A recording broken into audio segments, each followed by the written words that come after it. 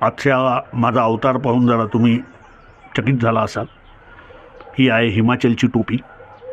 ही मला घातली विकास वासुदेवा माझ्या मित्राने.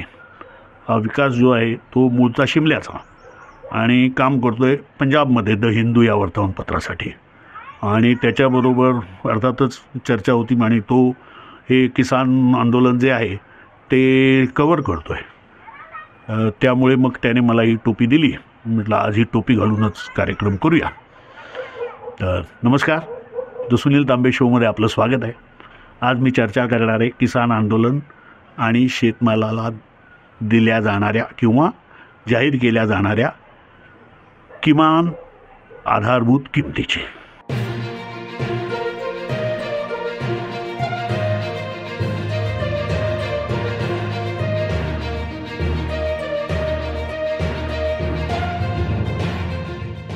शेतकरी आंदोलनाची प्रमुख मागणी आहे की किमान आधारभूत किंमत जी शेतमालाला दिली जाते त्याला कायदेशीर रूप द्यावं, म्हणजे कायद्याने ती किंमत शेतकऱ्याला मिळेल हे बंधनकारक करावं. या मागणीसाठी शेतकऱ्यांनी आंदोलन सुरू केलेलं आहे आणि त्या आंदोलनाच्या वाटाघाटी ज्या आहेत त्या फिसकटलेल्या आहेत आणि आता शेतकऱ्यांनी दिल्लीला जाण्याचा पण केलेला आहे. याच्यामध्ये 2-3 गोष्टी आहेत त्या आपण ध्यानात घेतल्या पाहिजेत. पहिली गोष्ट एक की हे जे आंदोलन आहे हे प्रामुख्याने करण्यामध्ये पंजाबातले शेतकरी आघाडीवर आहे. पंजाबातल्या शेतकऱ्यांना किमान आधारभूत किंमत मिळते, प्रामुख्याने गहू आणि तांदूळ या 2 पिकांसाठी.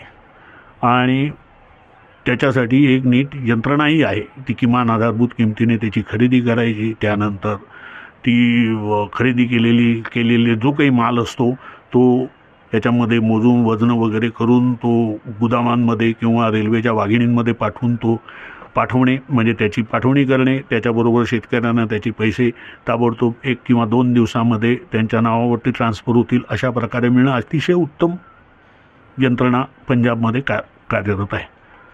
याला म्हणतात सप्लाय व्हॅल्यू चेन.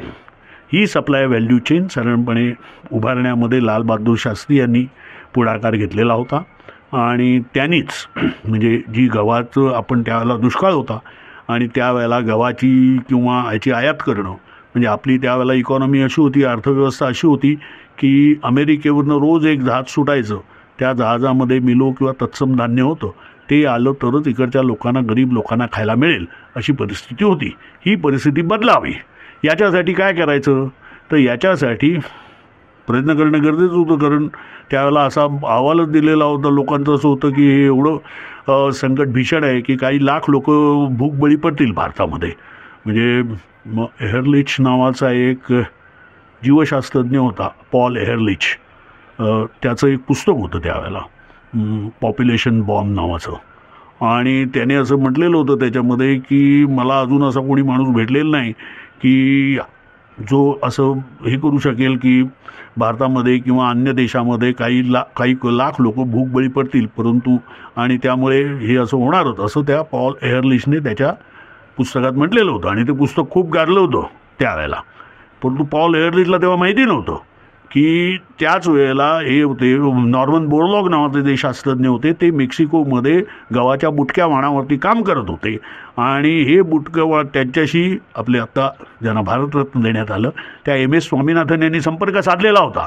आणि MS स्वामीनाथनच्या मार्फत म्हणजे त्यावेळेला लालबहादूर शास्त्री पंतप्रधान होते आणि आपले सी सुब्रमण्यम हे शेतीमंत्री होते.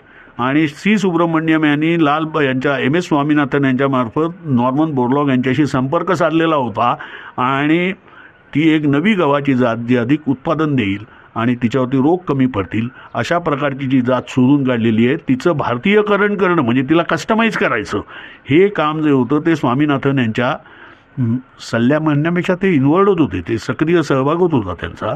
आणि त्याच्याप्रमाणे कारण तो बाबा त्याचा रंग जास्त लाल होता. आता आपण जास्त लाल रोटी खात नाही, मग आपल्याकडचं पोळी खायची असेल तर त्याचा रंग कसा असावा इथपासून सगळ्याचा त्यांनी अभ्यास केला होता. आणि त्याप्रमाणे ते वाण विकसित करण्यात आलेलं होतं.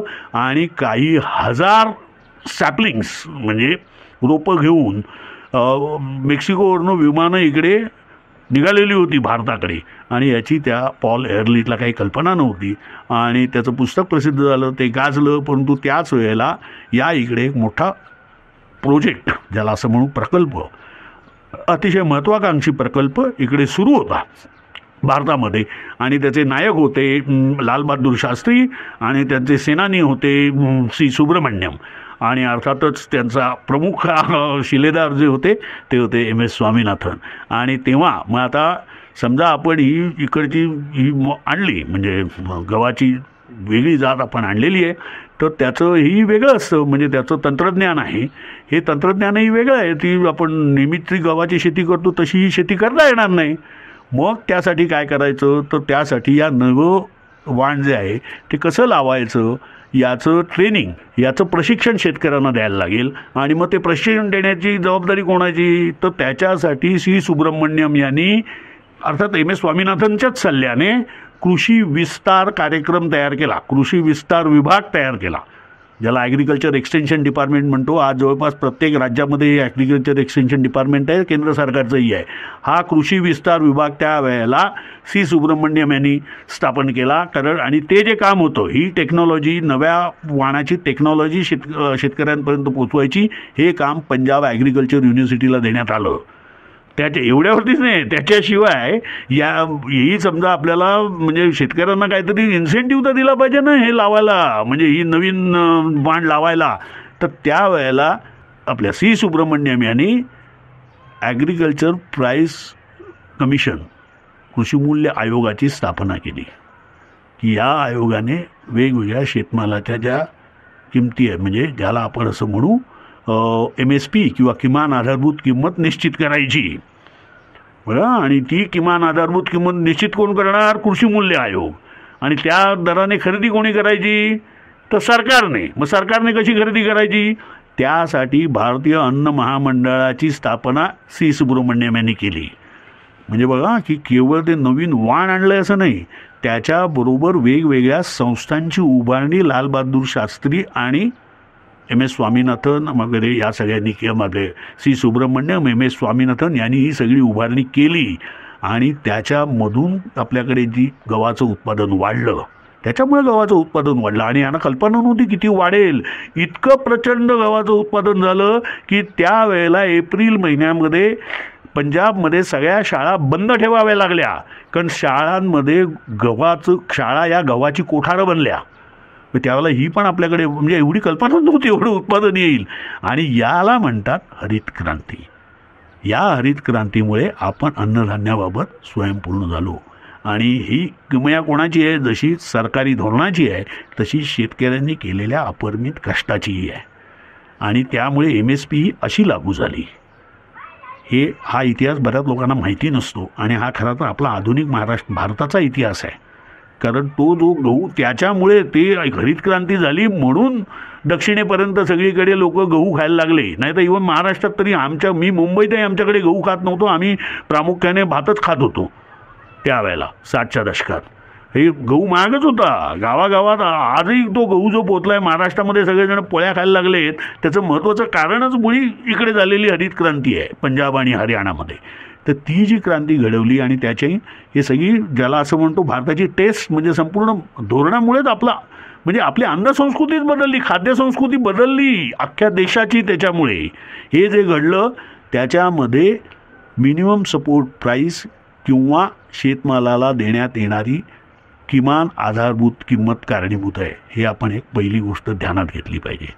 आणि मग आता आपण याची चर्चा करूया. हे सांगितल्यानंतर आता अर्थातच म्हणजे ही जी गोष्ट आहे ही 60च्या दशकातली आहे. त्याच्यानंतर बरंच पाणी वाहून गेलेलं आहे, त्याच्यामध्ये अनेक बदलही व्हायला पाहिजेत. वेगवेगळं तंत्रज्ञान सतत बदलत असतं, त्याप्रमाणे व्हायला पाहिजे.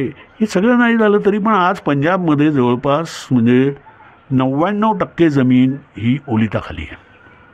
आता सर्वाधिक जे हे आहे इरिगेशन आहे किंवा सिंचन आहे हे प्रामुख्याने ट्यूबवेल्स आहे, म्हणजे भूजलाचं आहे. आणि त्याच्यानंतर मग बाकीचं आहे. हे भूजलाचा उपसा एवढा वाढत चाललेला आहे तिकडे की त्यामुळे आता म्हणजे ते पंजाबात असं असतं की जवळपास एप्रिल का मे महिन्यातच याची लागवड केली जाते, कसली बासमतीची. आणि ही बासमतीची लागवड केली जाते. त्यानंतर मग जून जुलैमध्ये बासमतीची कापणी होते आणि तांदळाची लागवड केली जाते नॉर्मल, म्हणजे नेहमीच्या धानाची. आणि त्यानंतर अर्थातच म्हणजे हे झालं की मग तिसरं क्रॉप असतं ते म्हणजे गहू.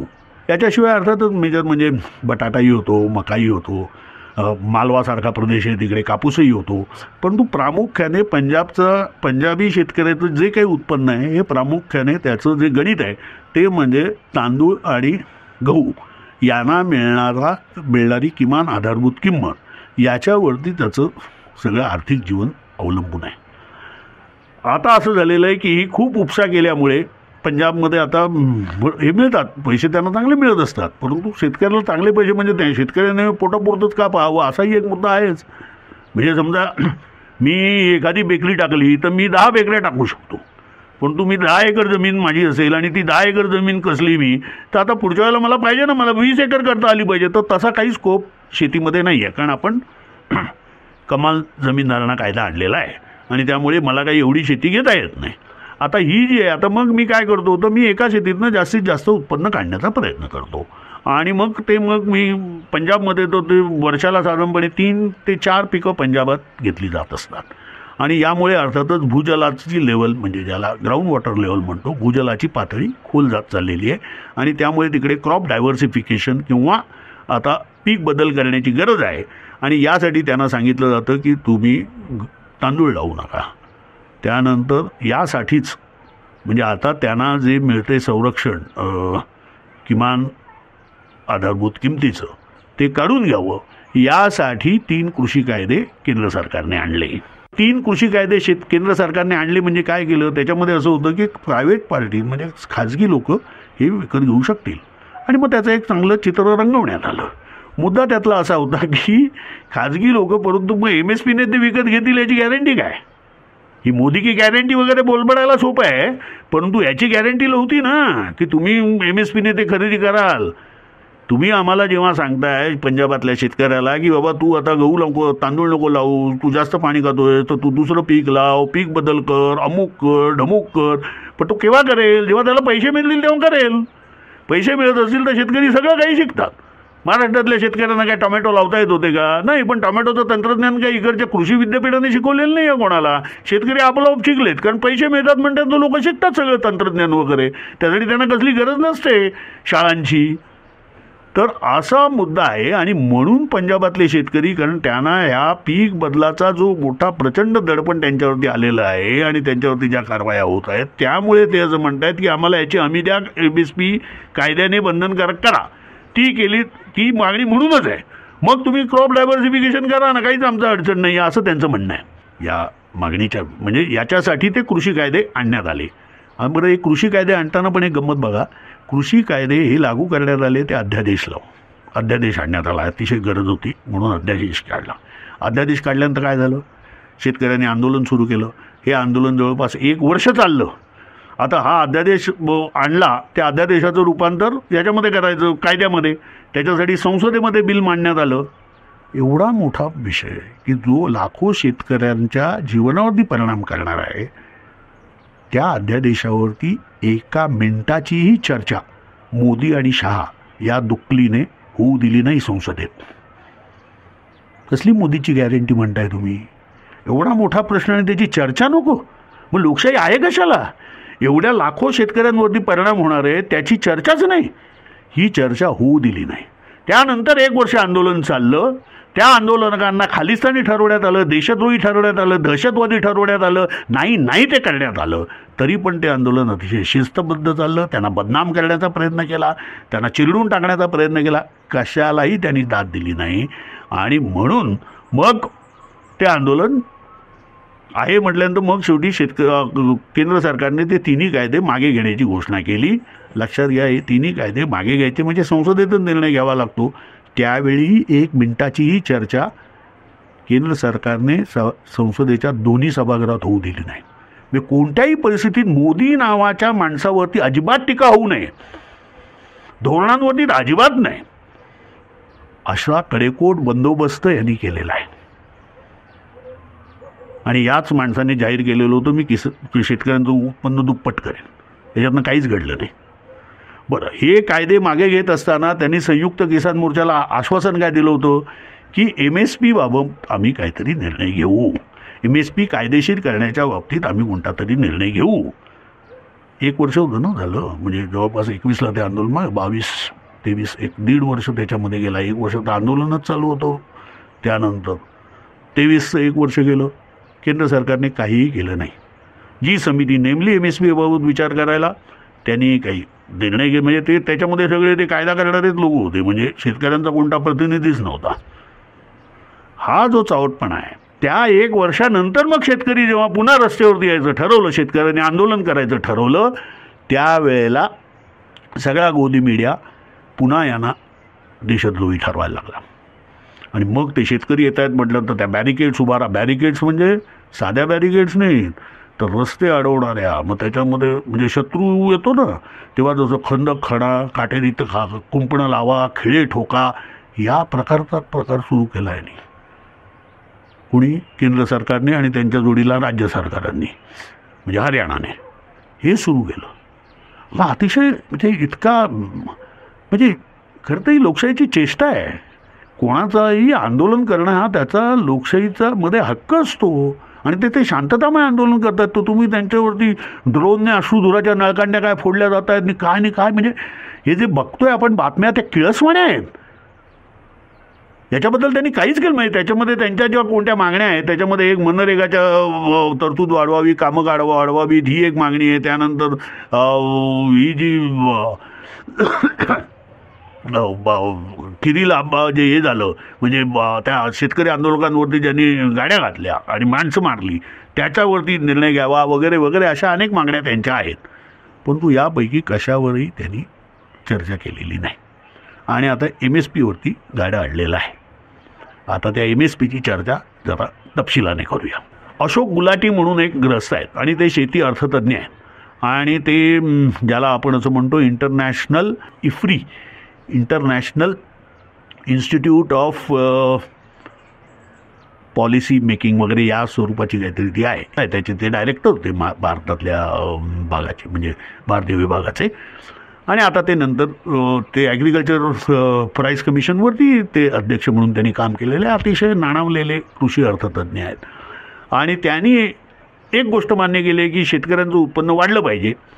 फक्त ते असं म्हणतात की MSP ही करून काही शेतकऱ्यांचं उत्पन्न वाढणार नाही, म्हणजे तो काही खरा मार्ग नाही. त्यांचं म्हणणं इन्स्ट्रुमेंट चुकीचं आहे असं त्यांचं म्हणणं आहे. पण त्यांचं म्हणणं काय आहे? त्यांचं म्हणणं थोडक्यात सारांशाने सांगायचं तर असं आहे की जो काही आपण ग्लोबलायझेशनचा, कॉर्पोरेटायझेशनचा, म्हणजे जागतिकीकरण, काय म्हणतात ते जागतिकीकरण, खाजगीकरण, हा जो अजेंडा आहे हा आपण शेतीच्या संबंधात राबवायला हवा. तसा राबवला तरच शेतकऱ्यांचे प्रश्न सुटतील. कसे सुटतील?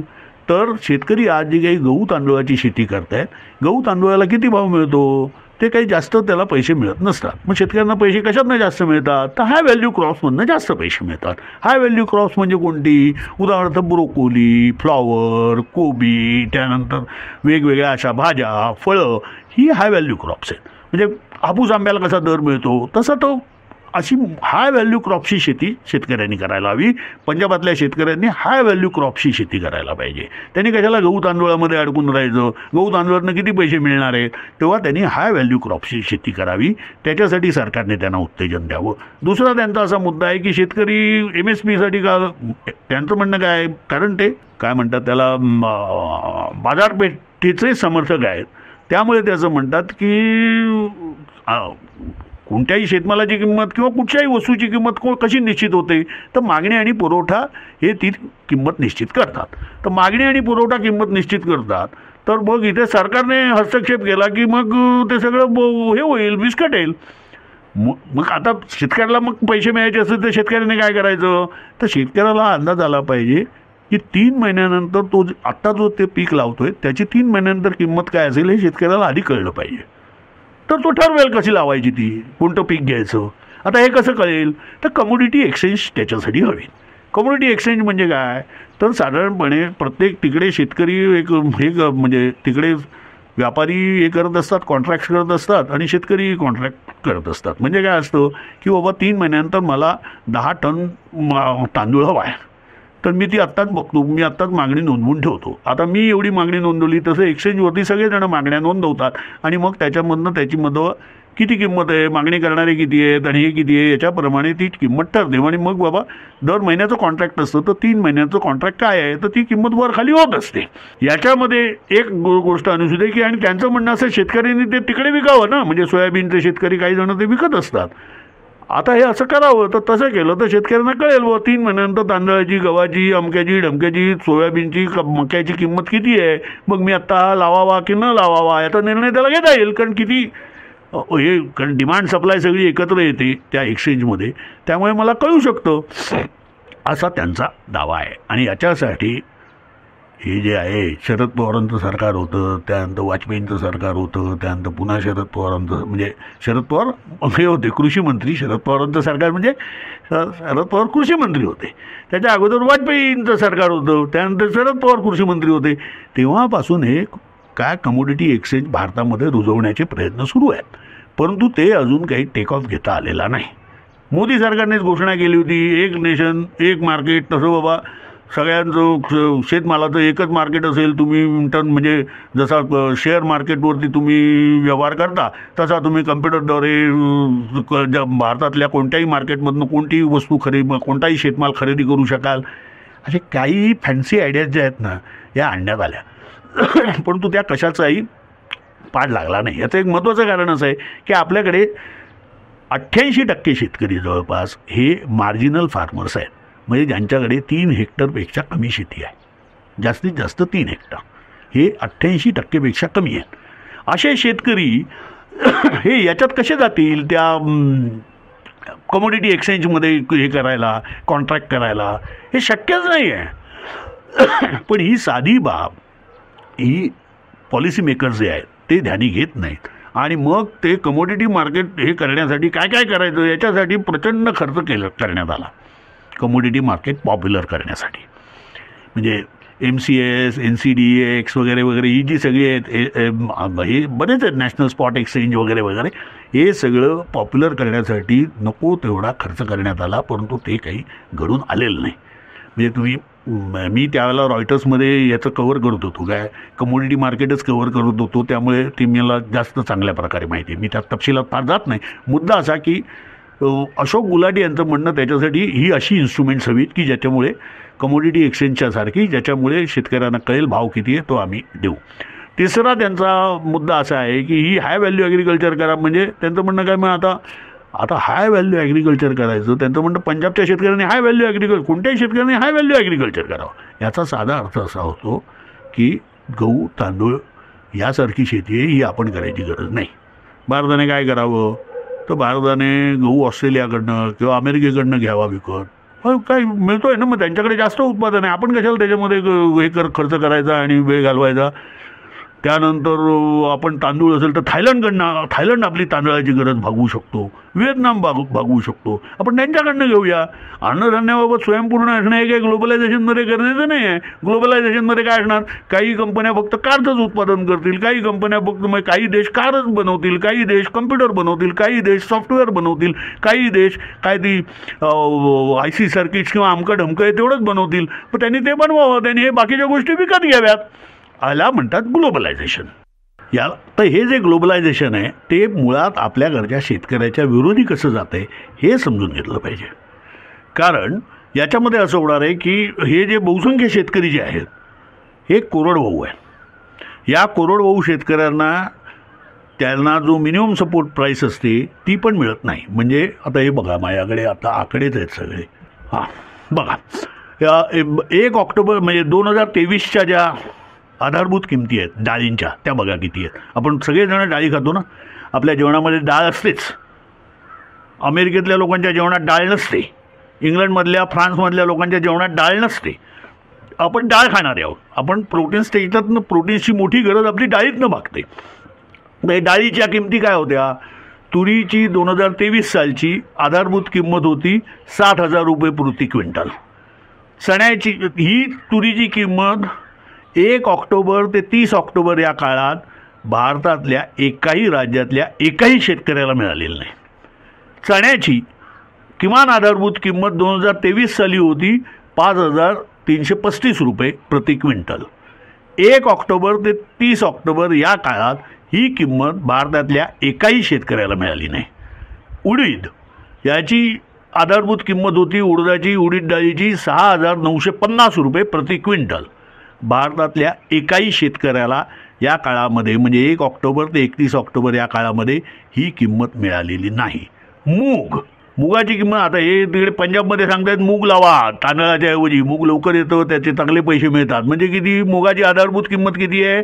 8,598 रुपये प्रति क्विंटल. पंजाबातल्या एकाही शेतकऱ्याला ही किंमत 1 ऑक्टोबर ते 30 ऑक्टोबर 2023 या काळात मिळालेली नाही. पंजाबातल्याच नाही, भारतातल्या कोणत्या शेतकऱ्याला. मसूर याची किमान आधारभूत किंमत किती आहे होती म्हणजे 1 ऑक्टोबर ते 31 ऑक्टोबर म्हणजे गेल्या वर्षी 6,000 रुपये प्रति क्विंटल. भारतातल्या एकाही शेतकऱ्याला ही किंमत मिळालेली नाही. हे मी सांगत नाही आहे, डेटा आहे. ते जे याचं पोर्टल आहे ते पोर्टल जाऊन बघा, त्या पोर्टलवरती माहिती आहे, भारत सरकारच्या पोर्टलवरती माहिती आहे. त्यांचं जे याचं पोर्टल आहे कसलं याचं ॲग्मार्क नेटचं पोर्टल आहे, त्या ॲग्मार्क नेटच्या पोर्टलवरती माहिती आहे. म्हणजे भारत सरकारनेच लिहिलेली माहिती आहे की MSPच्या प्रमाणे कोणत्या कोणत्या अन्नधान्याला, म्हणजे त्याच्यामध्ये डाळी आहेत, त्याच्यामध्ये धान्य आहेत, म्हणजे भरडधान्य जशी ज्वारी, बाजरी, ही पण आहेत, कोणालाही ही मिळत नाही आहे. मग भारत सरकार जेव्हा 23 पिकांची ही किंमत जाहीर करतं, कसली याची पिकांची किंमत जाहीर करतं ना, भारत सरकार जाहीर करतं MSP. हे काही कोणतं अमेरिकेचं सरकार किंवा कोणतं स्टेट गव्हर्नमेंट जाहीर करत नाही, भारत सरकार जाहीर करतं. ती MSP साधारणपणे 23 पिकांची खरीप आणि रब्बी हंगाम वेगवेगळे हंगाम आहेत. उदाहरणार्थ तांदळाची खरीप हंगामात येते, तर याची रब्बी हंगामात येते. आता गव्हाची आधारभूत किंमत गेल्या वर्षी किती होती? गेल्या वर्षी गव्हाची आधारभूत किंमत म्हणजे किमान आधारभूत किंमत जी पंजाब आणि हरियाणाच्या किंवा मध्य प्रदेशच्या शेतकऱ्यांना मिळाली ती होती 2,275 रुपये प्रति क्विंटल. म्हणजे गव्हाची किंमत किती होते? 1 किलो साधारणपणे 22.75 रुपये किलोने गहू मिळतो. शेतकरी म्हणजे आपण शेतकऱ्याला मिळतात असं झालं. आता शेतकऱ्याला, पंजाबच्या शेतकऱ्याला 1 किलो गव्हाची किती मिळाले? तर 22.75 रुपये मिळाले. आणि आपण जो आशीर्वाद आटा घेतो विकत, त्या आशीर्वाद आट्याची किंमत किती आहे बघा 1 किलोची? 64.48 रुपये आहे. किती? 64.48 रुपये. म्हणजे व्हॅल्यू ॲडिशन बघा किती जबरदस्त आहे. म्हणजे 22 रुपये म्हणजे जरा 23 रुपये झाला, आणि हे म्हणजे हे किती झाले? जवळपास 33 आट्याची किंमत आहे. एवढा वेळ हे लागतो आटा करायला. दुसरा B ग्रेडचा समजा आपण हे म्हणजे मोदी गोल्ड चक्की आटा जो आहे तो 55 रुपये प्रति किलो आहे एका. आणि ते सुद्धा तुम्ही 10 किलोचं पाकिट घेतलं तर हे एवढे आपण खर्च करतोय. आणि आपल्याला शेतकऱ्यांना पैसे द्यायचे नाहीत, तर आपल्याला कोणाला पैसे द्यायचे? ते या सगळ्या कंपन्यांना पैसे द्यायचे.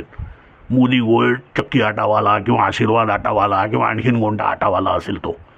आज आत्ता समजा तुम्ही मार्केटमध्ये बघितलं, म्हणजे मी आत्ता चेक केलं ती किमती, तर आज गव्हाची किंमत मार्केटमध्ये B ग्रेड गहू जो म्हटला जातो तो 25 रुपये प्रति किलो आहे. हे शेतकऱ्याला त्या गव्हाचे गेल्या वर्षी एप्रिल महिन्यामध्ये 22.75 रुपये पडले. आणि आता तो शेतकऱ्याकडनं घेतलेला नाही, पण तो समजा मार्केटमध्ये आत्ताचा जो गहू आहे तो गेल्या वर्षीचाच आहे ना, तो काही यावर्षी अजून यायचा आहे गहू. तर आज त्याची किंमत किती आहे? 25 रुपये B ग्रेड गव्हाची. आणि शरबती गहू जो नांदेडचा प्रसिद्ध समजला जातो त्याची किंमत आहे 50 रुपये प्रति किलो. म्हणजे शेतकऱ्याला पैसे द्यायला तुम्हाला काय अडचण आहे एवढी? म्हणजे आता यांनी ही जी क्रिसिल म्हणून जी संस्था आहे त्याचे क्रिसिलचे रिसर्च डिरेक्टर आहेत भूषण शर्मा. त्यांनी हिंदूमध्ये त्यांचं हे आलेलं आहे, माहिती आलेली. म्हणजे त्यांनी जो रिसर्च केलेला आहे ते असं म्हणतात, our calculation show it will need working capital of around 6 lakh crore. म्हणजे शेतकऱ्यांना समजा 23 शेतकऱ्यांच्या 23 पिकांना म्हणजे 23 शेतमालाला समजा आपण मार्केट प्राईस जितकी आहे आणि मिनिमम सपोर्ट प्राईस म्हणजे किमान आधारभूत किंमत आणि बाजारातली किंमत याच्यामधला फरक समजा किती आहे हे समजा त्यांनी कॅल्क्युलेट केलं आहे. आणि त्याच्याप्रमाणे ते म्हणतात की शेतकऱ्यांना ही समजा मदत करायची असेल तर साधारणपणे 21,000 कोटी रुपयांची गरज आहे. आता खरोखर तेवढी गरज आहे का असा प्रश्न आहे. कारण मी आत्ता किमती सांगितल्या, म्हणजे 25 रुपये आत्ता समजा याची किंमत आहे गव्हाची बाजारपेठमध्ये B ग्रेड गव्हाची. ए ग्रेड नाही बी ग्रेड, आणि तुम्ही शेतकऱ्याला समजा 22 रुपये देत आहे, तर काय फरक पडतो? म्हणजे शेतकऱ्याला द्या की 22 रुपये, मग इथे 25 रुपये देत आहे, तर म्हणजे इथे काय गरज नाही आहे हे शेतकऱ्याला देण्याची. किमान आधारभूत किंमत ही खरं तर शेतीची गरज आहे. म्हणजे आपण महाराष्ट्रामध्ये बघितलं तर महाराष्ट्रामध्ये साधारणपणे सरासरी म्हणजे शेतकरी कुटुंबाचं महिन्याचं सरासरी उत्पन्न 10,000 पण नाही आहे. कसा संसार करतात देव जाणे, 10,000ही नाही आहे. शेतकरी बहुसंख्य शेतकरी हे दुसरं काही करायला नाही म्हणून शेती करतात, हे वास्तव आहे. मग शेतकऱ्यांना किमान आधारभूत किंमत समजा अगदी 23 शेतमाल जे आहेत, म्हणजे त्याच्यामध्ये डाळी, तांदूळ, हे सगळं, तेलबिया, हे सगळं येतं, तर मग किती भार पडेल सरकारी तिजोरीवरती? आपण तो क्रिसिलचा रिपोर्ट बघितला. क्रिसिलने सांगितलं 21,000 कोटी.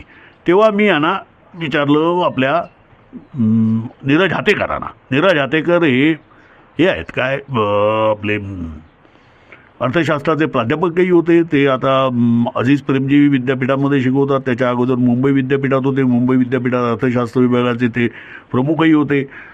तर त्यांना मी विचारलं, तेव्हा त्यांनी काय सांगितलं, ते म्हणाले की 23 पिकांना काही मिळणं म्हणजे किमान आधारभूत किंमत मिळणं, तरच ती मिळणं अतिशय गरजेचं आहे. कारण तसं झालं तरच महाराष्ट्रातील लहान कोरडवाहू शेतकरी जे आहेत आणि पर्यायाने ग्रामीण भागातले अर्थव्यवस्था जी आहे तिला काहीतरी आधार मिळेल. ती जी डळमळीत झालेली आहे ती पुन्हा ही होईल, म्हणजे सक्रिय होईल.